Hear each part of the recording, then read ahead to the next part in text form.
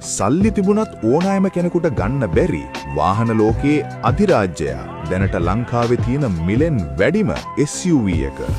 මේ තමයි Rolls-Royce Cullinan Series 2 Black Badge. මේක සාමාන්‍ය එකක් වගේ නෙමෙයි. මේක බලය සහ වේගය වැඩි දරුණුම එඩිෂන් එකක්.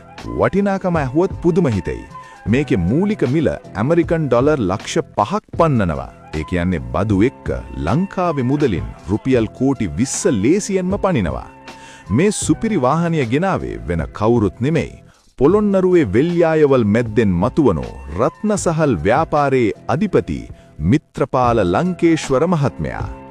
විශේෂම දේ තමයි එතුමාගේ බ්‍රෑන්ඩ් එකේ පාටින්ම, ඒ කියන්නේ කොළ පාටින්ම කස්ටමයිස් කරලා ලංකාවට ආපු පළමු ෆස්ට් Rolls-Royce එක මේකයි.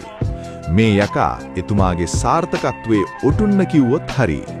මේ යකඩ කන්දේ හදවත වෙන්නේ ලීටර් 6.5ක් ට්වින් ටර්බෝ V12 එන්ජිම. මේ යකාට පුළුවන් හෝස් පවර් 600ක අති විශාල බලයක් වගේම නිව්ටන් මීටර් 900ක ටෝක් එකක් පිට කරන්න. වේගය ගැන කතා කරලා වැඩක් නෑ. මොකද මේ යකඩ කන්දට තත්පර 5.2ක් වගේ පොඩි වෙලාවකදී පැයට කිලෝමීටර් 100 වේගය ගන්න පුළුවන්.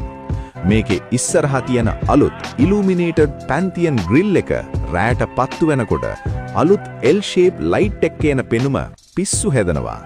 විශේෂයෙන්ම බොනට් එක උඩ තියෙන Spirit of Ecstasy ලාංඡනය පවා මේකේ එන්නේ black chrome වලින්.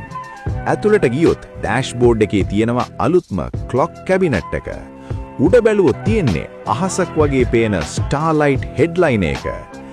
ඇත්තටම මේක ලංකාවේ පාරවල් හොල්ලන්න ආපු යකෙක්.